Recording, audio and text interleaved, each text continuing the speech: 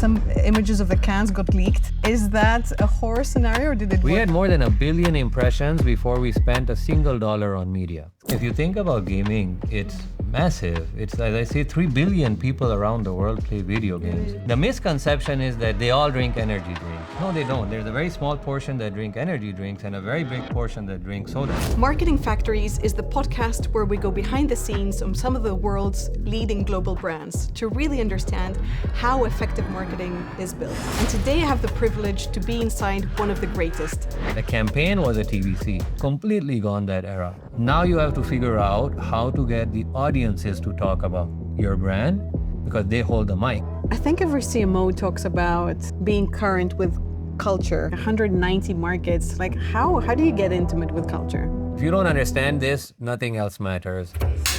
That's literally the one thing on the back of which this $18 billion brand stands.